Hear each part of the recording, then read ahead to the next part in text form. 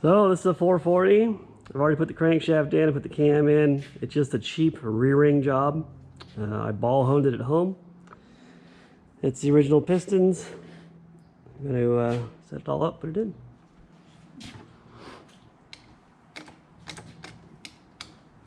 And very likely that everyone watching this is going to be very bored. It's like you're greasing up the screen. Oh, I've got my friend Ed here. That's Ed. Hi. We're sort of like Johnny Carson and Ed McMahon, trying to do a running commentary of this My name's Ed. disaster, because it's Ed and that makes it funny. So this is a 68 GTX engine, the Plymouth. It's a 440 Magnum. These are the original pistons. You're going to be correct with saying Super Commando. I'm sorry, it's actually a Super Commando, I was just informed. Only because you're going to be correct. It's a Super Commando. Ed just informed me that the Plymouths were called Super Commandos. People that'll be watching it, they're telling you that. Maybe they'll be shaking their finger, but we can't see. Put on some high performance gloves here. Put on some music. No, we're not putting on music. No copyrights. So I cleaned all these pistons. I'm oiling up the pin bores right now because they're dry. And you just put oil on them and work them back and forth. Eventually the oil will get in there.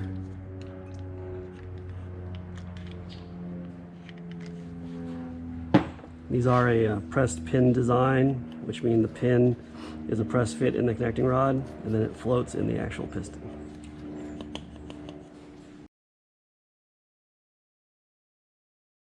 So as you can see, this is not a high-end engine rebuild. This is just can we do it good? Can we do it cheap? That's what we're doing. That's it. You're doing it.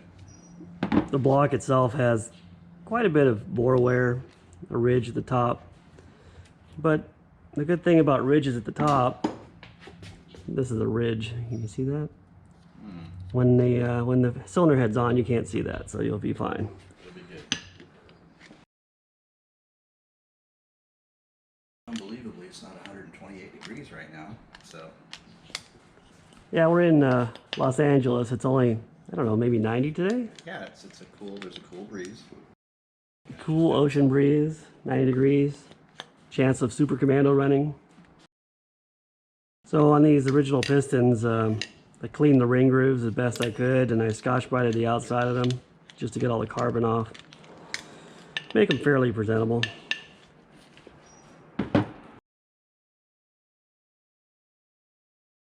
I'm doing oiling the pins first so they have a little time to soak in. And then what I like to do is, these are the rings. They're 4 320 bore, standard bore. It's a Molly top ring. We're going to take them out and put them in the block. See how they fit. I don't think we'll have to gap anything because these boards have a lot of wear. These are not file fit rings. They're pretty much pre-gapped. So I put the top ones in first. And all we're doing right now is we're going to check the piston ring gap visually. I'm not going to bother measuring it because I already know it's big. Precision tools are... This is precision work, Ed. All the precision stuff is locked away. Yeah, we're not bringing out any high-tech measuring tools for this. It's not even in the same garage. Of course, if you were building an engine, a new one, from scratch, you'd want to check everything. This is one that's already run, and I've done 1,000 of these. And this will be a pretty good setup. A flat top piston is good for squaring the rings up. You just kind of push it down.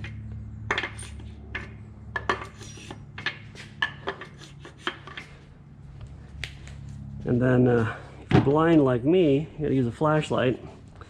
And you see the gap. Then we got a pretty good gap on all of them. So that's good.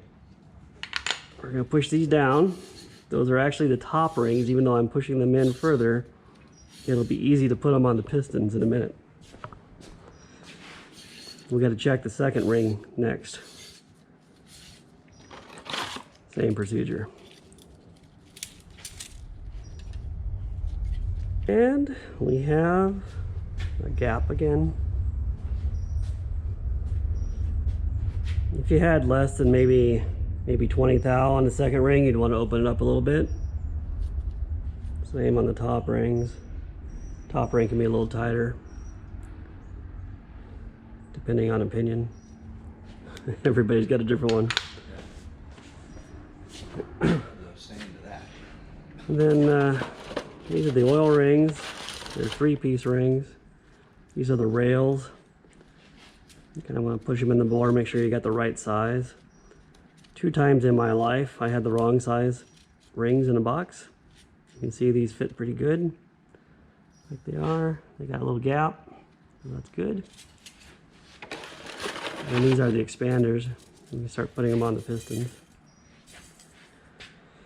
Let's see, we start with number 1. How about that?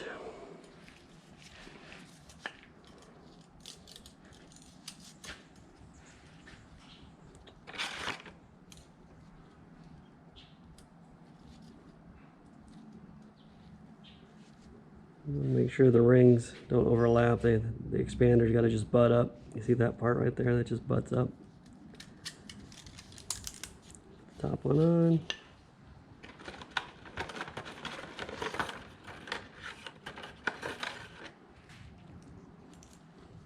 Lower one on.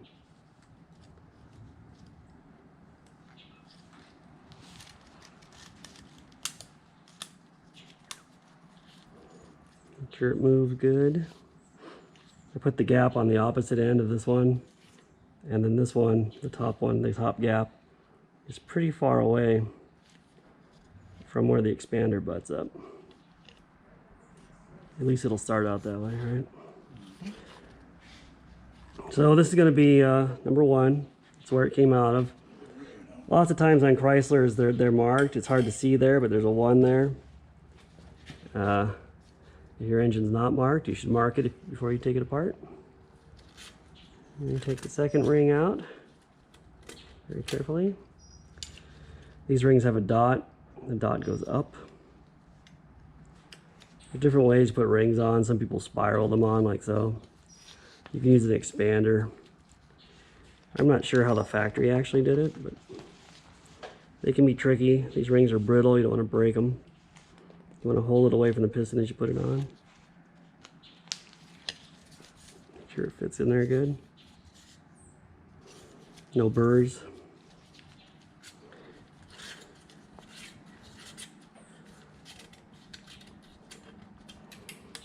Same thing with the top.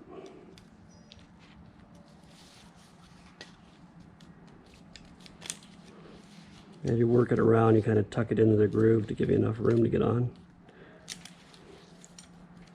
And there you go. That one's loaded, ready to go. All the ring gaps are in the right places. And just keep on going. Repeat. See the dot? Always got to go up. Sometimes rings don't have dots. Generally, they can be installed in any position. There's a little piece of glove in there now. That will be good. Wonder if that happens in surgeries. Yeah. The surgeon's like, oh, there's a little piece of glove. They leave a sponge on there, sew 'em up. That won't matter, right? Number 2. There you guys get a different view now. It's a lot more exciting on this side. Oh. Look at that. You know, I once took apart a 340 that had no rear seal at all. It was just totally gone. Oh. Somebody had taken it apart and tried to fix an oil leak, and it had a rope seal. And when actually it was our 340, that Dart you had that I bought.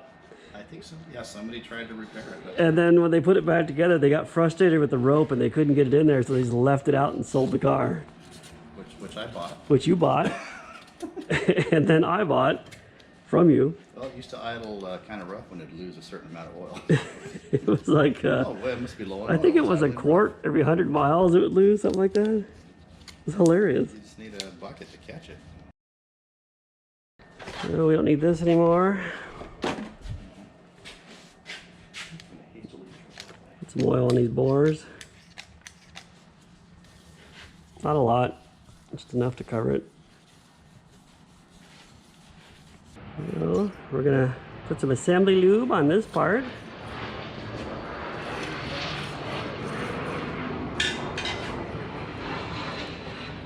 I don't put this stuff on the bores. This just goes on the bearings.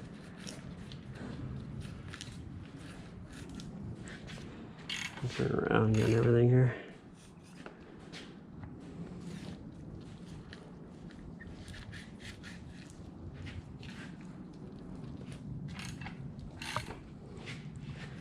We didn't polish this crank either, it just as it was run. That's all you need. The engine was running fine, it just smoked. We're hoping to make it smoke less. And the pistons fell out. That's right. There's like zero tension. So I'm going to position this down in this area. So I always put a drop of oil on the connecting rod part, because when you beat these pistons in the holes, sometimes the bearing will drop out and the oil kind of holds it in place. These are standard bearings. The crank is standard.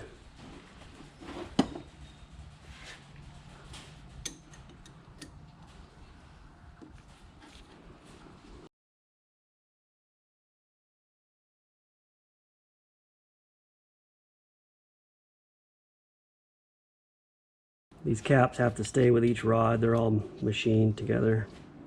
If you mix them up, you won't be able to, lots of times the engine will seize up. You won't be able to turn over by hand because they'll be misaligned. For some reason, I'm always working in tiny little work areas, Ed. I never set aside like a big space. Like an idiot. Space looks a little bit big.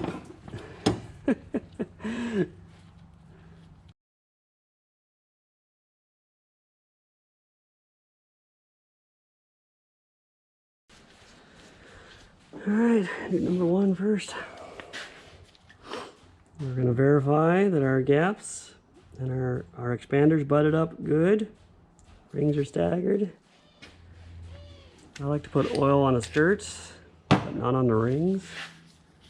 Like so. I hit the ring pack with WD-40.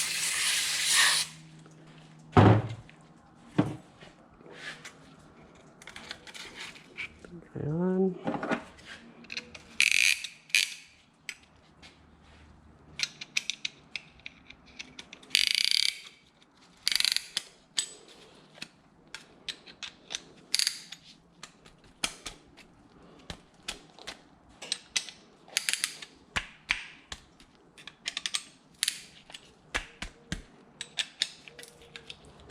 There we go. And these engines, the bearing tang goes in like that to the outside of the block.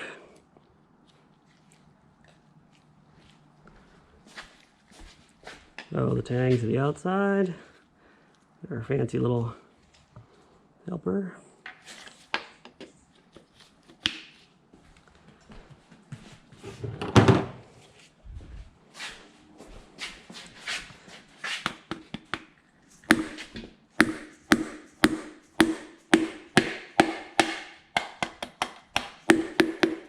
Already, the ring popped out of place.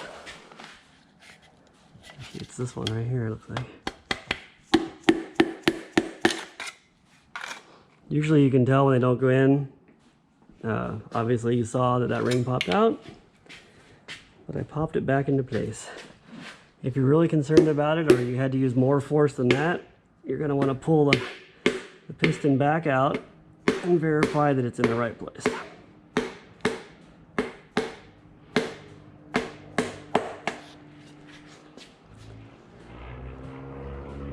Bearing tang goes on alongside the bearing tang right there. You can see that.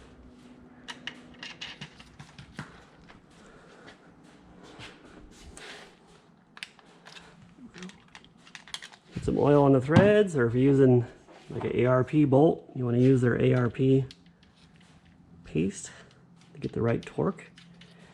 These are original Chrysler fasteners, so the torque is 45 foot-pounds. We don't torque them until both rods are on each journal. If you torque them right now, they have a tendency to twist because there's no rod in here. If you're really thorough, you'd put both rods in and feeler gauges to take up the side clearance and then torque it. So that's one. Go to this guy next, number 3.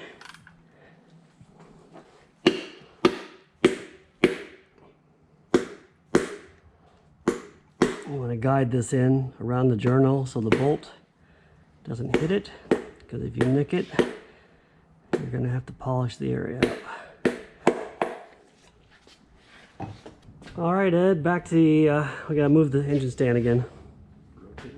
Yeah, you got the wrench for that? You want to loosen that up? Hit my finger. Don't get your finger pinched. And if you do, don't cry about it. All right, go ahead and lock it down right there. That'll work. Okay, we're halfway done.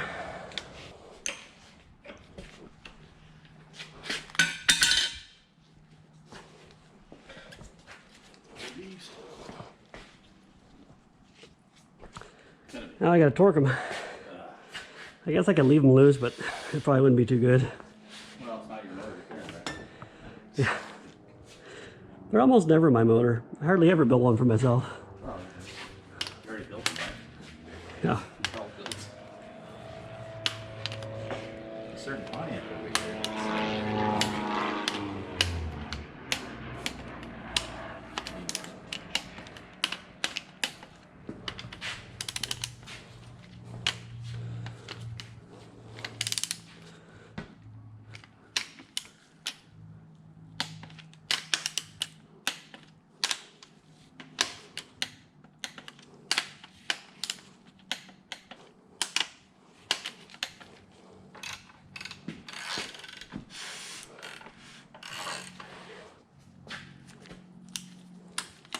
It's funny how much more ring tension just a new set of rings gives it.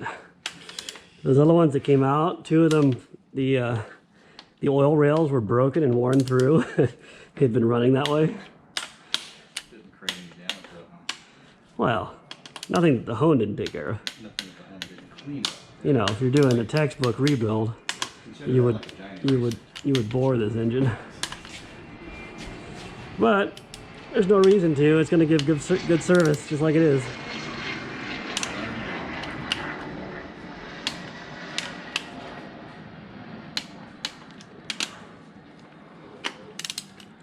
So these all get torqued to 45 pretty cautiously. You don't want to overstress them.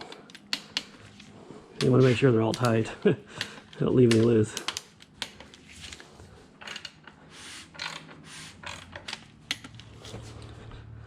And there you go, Ed. So, we'll be on the plan. Turns good. I'll flip it back over.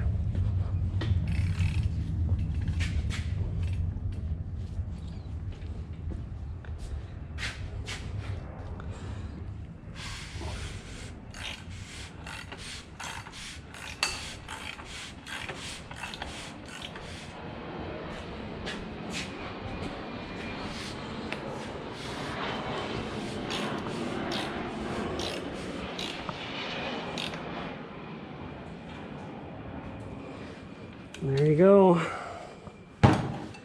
Factory 440 Magnum short block.